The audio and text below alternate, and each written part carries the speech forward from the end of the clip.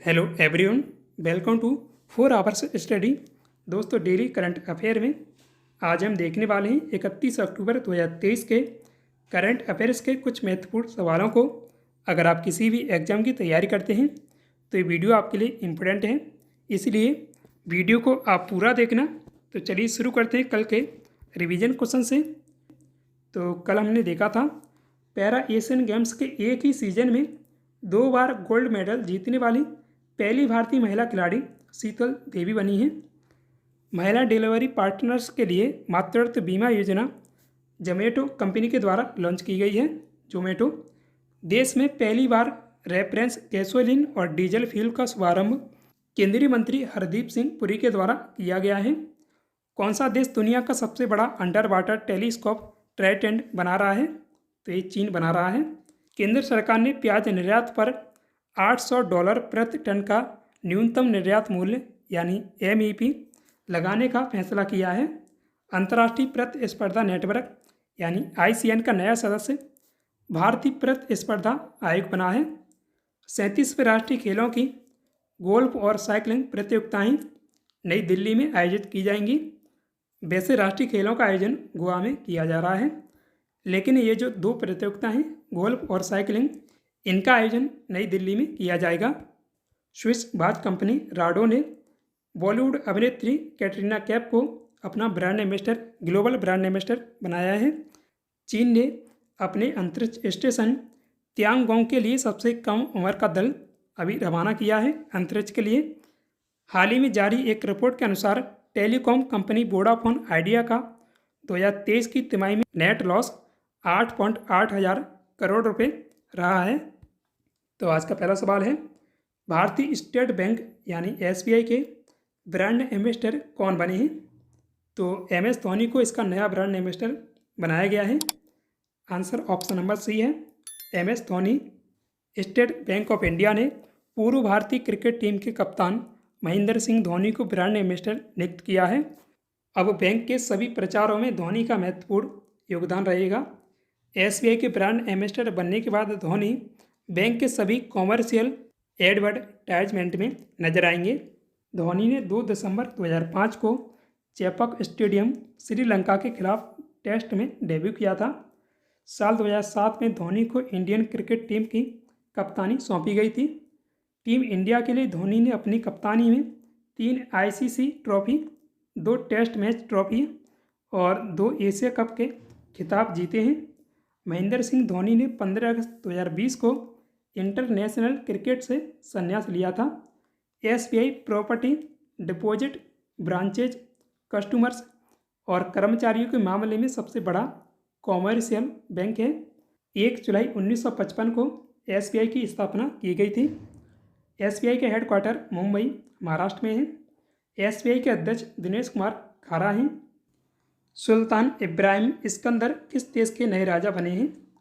तो सुल्तान Ibrahim Iskander Malaysia के नए राजा बने हैं। आंसर है ऑप्शन नंबर B, मलेशिया। 27 अक्टूबर को मलेशिया में सुल्तान इब्राहिम इस्कंदर को नया राजा चुना गया है। वह 31 जनवरी 2024 को वर्तमान राजा अल सुल्तान अब्दुल्ला का स्थान लेंगे। सुल्तान इब्राहिम को मलेशिया का 17वां राजा चुना गया है। नए राजा सुल्तान इब्राहिम इस्कंदर 64 साल के हैं और वह मलेशिया के दक्षिण राज्य जोहर में रहते हैं। मुस्लिम बहुल देश मलेशिया में राजा का चुनाव हर 5 साल में होता है। मलेशिया में राजा इस्लाम के प्रमुख और एमर्ड फोर्स के कमांडर इन चीफ के रूप में कार्य करते हैं। साल 1957 में ब्रिटेन से आज़ादी के बाद मलेशिया में राजशाही व्यवस्था बरकरार है। मलेशिया की राजधानी कुआलालंपुर है। मुद्रा रिंगिट है। प्रधानमंत्री अनवर इब्राहिम है। देश की पहली सैटेलाइट बेस्ड गीगाबैट ब्रॉडबैंड सर्विस किस कंपनी ने लॉन्च की है? तो ये रिलायंस जियो के द्वारा लॉन्च की गई है। आंसर है ऑप्शन नंबर C, रिलायंस जियो। 27 अक्टूबर को दिल्ली के प्रगति मैदान में 3 दिवसीय इंडिया मोबाइल कांग्रेस का आयोजन किया गया। इस इवेंट में रिलायंस जियो ने देश की पहली satellite based gigabyte broadband service Jio space fibre launch की है। जियो स्पेस फाइबर से देश के पिछड़े इलाकों यानी रिमोट एरिया में भी हाई स्पीड इंटरनेट की सेवा सुविधा मिलेगी। जियो ने लेटेस्ट मीडियम अर्थ ऑर्बिट यानी MEO सैटेलाइट के टेक्निकल बेनिफिट्स के लिए ग्लोबल सैटेलाइट ऑपरेटर यानी SES के साथ साझेदारी की है। MEO के जरिए जियो स्पेस फाइबर से दूर दराज इलाकों में भी जियो ट्रू 5G नेटवर्क मिलेगा। रिलायंस जियो की स्थापना 2007 में मुकेश अंबानी ने की थी। आकाश अंबानी को 27 जून 2022 को रिलायंस जियो का चेयरमैन नियुक्त किया गया था। रॉबर्ट फिको किस देश के नए प्रधानमंत्री बने हैं? तो स्लोवाकिया के वे नए प्रधानमंत्री चुने गए हैं। आंसर है option number B, Slovakia. Robert Fico ने 26 अक्टूबर को चौथी बार स्लोवाकिया प्रधानमंत्री का पद संभाला है। रॉबर्ट फिको साल 2006 में पहली बार स्लोवाकिया के प्रधानमंत्री बने थे। रॉबर्ट फिको का जन्म 15 सितंबर 1964 को हुआ था। स्लोवाकिया की राजधानी ब्रातिस्लावा है। मुद्रा यूरो है। स्लोवाकिया मध्य यूरोप में स्थित एक स्थलरुद्ध देश है। इसके राष्ट्रपति जुजाना कापुतोवा हैं। और न्यूजीलैंड के प्रधानमंत्री अभी क्रिस्टोफर लक्सन बने हैं। इक्वाडोर के नए राष्ट्रपति डेनियल नोबोआ बने हैं। मालदीव के नए राष्ट्रपति मोहम्मद मुइज्जू बने हैं।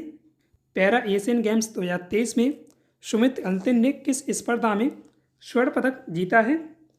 तो जेवलिन थ्रो या भाला फेंक में उनके द्वारा स्वर्ण पदक जीता गया है।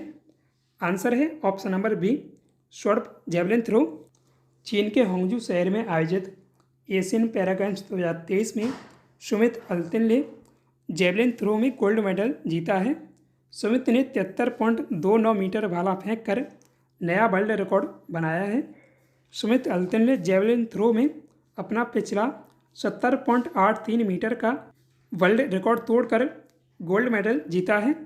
एशियन पैरा गेम्स 2023 में भारतीय पुष्पिंदर सिंह ने 60.06 मीटर जेवलिन थ्रो में ब्रॉन्ज मेडल जीता है। सुमित ने पेरिस में वर्ल्ड पैरा एथलेटिक्स चैंपियनशिप 2023 में 70.83 मीटर जेवलिन थ्रो में गोल्ड मेडल जीता है। सुमित ने टोक्यो पैरा ओलंपिक 2020 की जेवलिन थ्रो F64 चैंपियनशिप में 68.05 मीटर भाला फेंक कर गोल्ड पदक जीता था। सुमित अंतिल सोनीपत हरियाणा के निवासी हैं। 60 साल बाद किस राज्य की पद्मिनी टैक्सी को बंद कर दिया गया है? तो ये महाराष्ट्र की पद्मिनी टैक्सी थी, इसे अभी बंद किया गया है। आंसर ऑप्शन नंबर ए है, महाराष्ट्र। मुंबई की शान कही जाने वाली काली पीली टैक्सी बंद हो गई है। मुंबई परिवहन विभाग ने टैक्सी हटाने का आदेश दिया था, जिसके बाद 60 साल से चल रही काली पीली टैक्सी को बैन कर दिया गया है। साल 1964 में पहली बार फिएट 1100 डिलाइट मॉडल को काली पीली टैक्सी में शामिल किया गया था। फिएट पद्मिनी से पहले फ्लाईमाउथ लैंडमास्टर जैसी टैक्सियां सड़कों पर चलती थीं। साइज में छोटे होने के कारण फिएट टैक्सियों को लोकल भाषा में डुक्कर टैक्सी भी कहा जाता था। 1970 में फिएट टैक्सियों की रीब्रांडिंग हुई और इनका नाम प्रीमियर प्रेसिडेंट रखा गया। फिर बाद में प्रीमियर पद्मिनी कर दिया गया था। साल 2001 में फिएट पद्मिनी कारों का उत्पादन पूरी तरह से बंद हो गया था। भारतीय महिला क्रिकेट टीम के मुख्य कोच कौन बने हैं? तो ये अमोल मजूमदार बने हैं। आंसर ऑप्शन नंबर बी होगा, अमोल मजूमदार।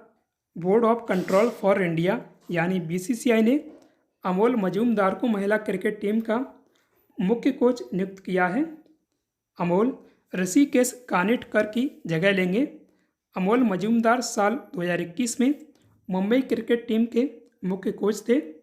BCCI की स्थापना दिसंबर 1928 को हुई थी और इसका हेडक्वार्टर मुंबई में है। भारतीय महिला क्रिकेट टीम की कप्तान हरमनप्रीत कौर हैं। 15वें जनजातीय युवा आदान प्रदान कार्यक्रम 2023 का उद्घाटन किस शहर में किया गया? तो इसका उद्घाटन मुंबई में किया गया है। आंसर ऑप्शन नंबर सी है, मुंबई। जनजातीय युवा आदान प्रदान कार्यक्रम का उद्घाटन मुंबई विश्वविद्यालय में आयोजित किया गया। 15वां जनजातीय युवा आदान प्रदान कार्यक्रम 28 अक्टूबर से 2 नवंबर 2023 तक आयोजित किया जाएगा।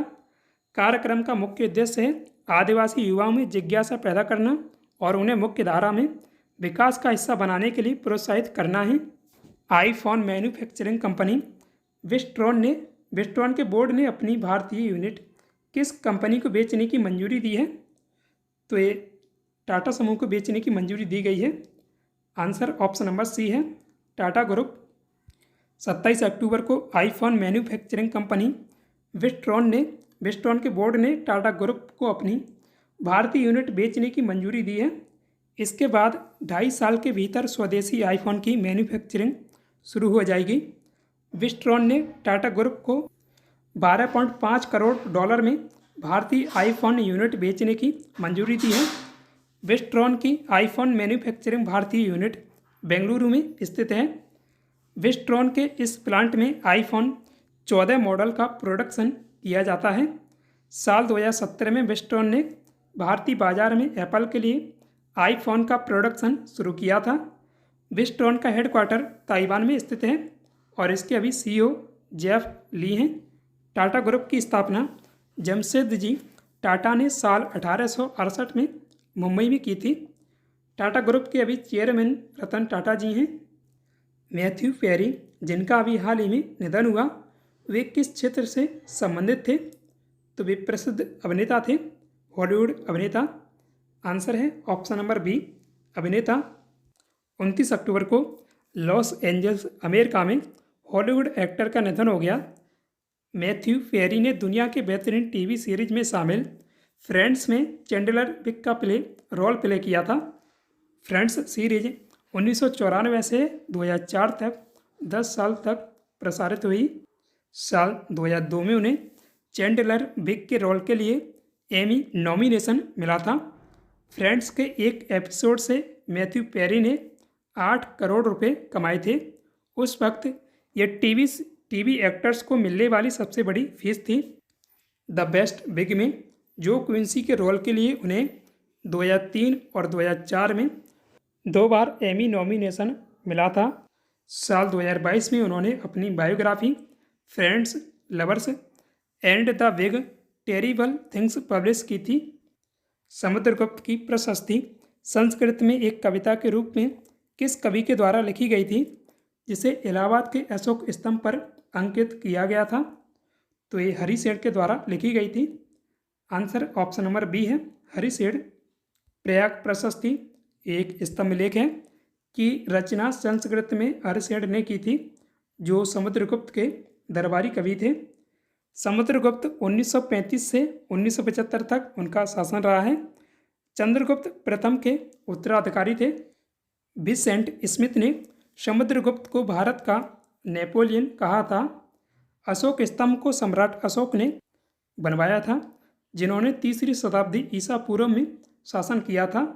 अशोक, जिनका जन्म 304 और मृत्यु 232 ईसा पूर्व में हुई, भारतीय उपमहाद्वीप में मगध के 3रे मौर्य सम्राट थे। अशोक स्तंभ प्रयागराज, तो तब इलाहाबाद और अब प्रयागराज उत्तर प्रदेश में स्थित है। अशोक स्तंभ के निर्माण में बलुआ पत्थर का प्रयोग किया गया है। अशोक स्तंभ की ऊंचाई 35 फुट या 10.7 मीटर है। सम्राट अशोक का शासन लगभग 268 से 232 ईसा पूर्व तक रहा है। तो आज का टेस्ट क्वेश्चन है, दिल्ली का शासक खिज्र खां किस राजवंश से संबंधित था? तो इसका आंसर आप कमेंट में दीजिएगा। दोस्तों, ये अभी पेट में पूछा गया सवाल है। दोस्तों, उम्मीद करता हूँ आपको वीडियो पसंद आया होगा। वीडियो को लाइक करें। साथ ही डेली करंट अफेयर्स के वीडियो पाने के लिए अपने 4 आवर्स स्टडी चैनल को सब्सक्राइब भी कीजिएगा। Thanks for watching this video. जय हिंद, जय भारत।